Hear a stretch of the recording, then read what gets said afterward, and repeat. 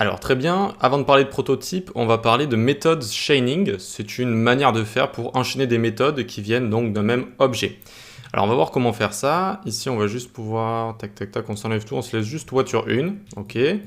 Ici on va se rajouter options, et on imagine qu'on va pouvoir rajouter des options aux voitures. Donc ici on n'oublie pas de faire 10.options est égal option pour que ça apparaisse bien en propriété à notre objet à chaque fois qui vont être créés avec ça. Et donc ici, je peux écrire Ford 2009 et par exemple, elle a 0 option. Alors, encore une fois, je ne m'y connais pas trop en voiture, mais j'imagine on change la couleur, on change tout ce qui est les pneus peut-être, tout ce qui est le nombre de portes, tout ce qui est le nombre, voilà, etc. Donc le genre d'options qu'on peut rajouter. Donc une fois qu'on a ça, très bien, on va se créer une méthode et cette méthode va s'appeler rajout option. Elle va prendre nom option ici. On va pouvoir lui passer le nom de l'option qu'on a envie de rajouter.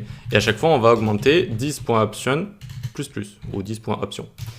Et à chaque fois, on va loguer quelque chose aussi, histoire de bien savoir ce qui se passe. Et donc, on va écrire rajout de la accolade nom option. Donc, le nom de l'option qu'on aura rajouté. Hop, virgule. Et ensuite, on met le nombre d'options qu'il y a en cours, par exemple, pour ne pas perdre le fil. Et on va mettre ici 10.option. OK ? Donc, voyons voir ce qui se passe si j'appelle cette méthode. Alors déjà, je vais juste log voiture 1, ici. Hop, donc on a bien notre voiture marque Ford année 2009, option 0. Et ici, maintenant, je vais faire voiture 1, point, rajout option, et je vais lui mettre 5 portes. OK, regardez. Rajout de 5 portes, ou plutôt on va mettre rajout de 2 portes, j'imagine, vu qu'on passe de 3 portes à 5 portes.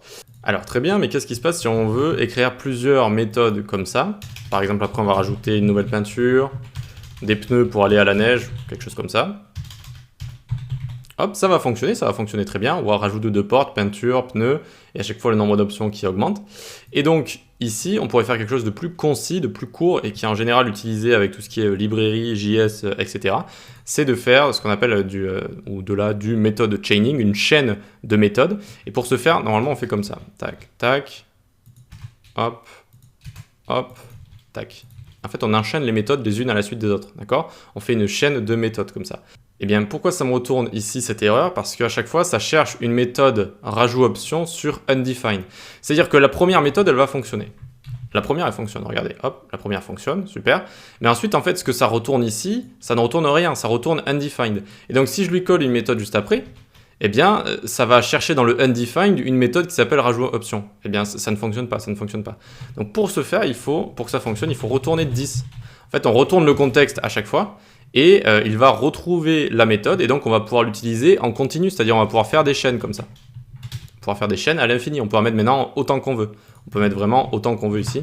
Alors évidemment il faut éviter le point virgule et on peut en rajouter vraiment autant qu'on veut. Vous voyez que ça fonctionne à chaque fois à l'infini maintenant. Donc ça s'appelle une chaîne de méthodes. Alors là on l'a vu avec une seule méthode, mais avec les objets souvent il existe beaucoup de méthodes. Enfin il peut exister beaucoup de méthodes. Par exemple quand... imaginons que vous vous trouvez sur un site outil en ligne qui permet de faire comme Photoshop par exemple. Eh bien, vous allez pouvoir recadrer l'image, vous allez pouvoir changer la couleur, vous allez pouvoir changer les dimensions, vous allez pouvoir changer le cadrage, vous allez pouvoir rogner ou pas. Et à chaque fois, ça peut être géré par une méthode par exemple. Et donc, votre tableau de départ, votre objet de départ, vous allez pouvoir, qui sera une image par exemple, eh bien vous allez pouvoir lui appliquer toutes ces méthodes les unes à la suite des autres, comme ça très facilement, tac tac tac tac tac tac tac, et au final vous allez bien avoir ce que vous voulez. Donc là on l'a vu avec la même méthode, de faire une chaîne de méthodes, mais en général il y a plusieurs méthodes en fait, et imaginons que vous avez un outil sur internet qui permet de faire un peu les mêmes choses que Photoshop par exemple, et vous avez une image de départ. Une image de départ, très bien, ça va être votre objet avec quelques propriétés, et sur cette image vous allez avoir plein de méthodes ici. Et du coup, vous allez pouvoir les utiliser les unes à la suite des autres. Avec, par exemple, vous allez la recadrer, vous allez changer les couleurs, les filtres, vous allez rogner, vous allez faire ce genre de choses, vous allez changer la luminosité, etc. Et à chaque fois, vous pouvez le faire avec une méthode comme ça. Et hop, vous les faites suivre les unes les autres, et puis tac, tac, tac, tac. À chaque fois, vous modifiez un petit peu votre image. Donc ça, par exemple, ça peut être une bonne utilisation d'une chaîne de méthodes comme ça.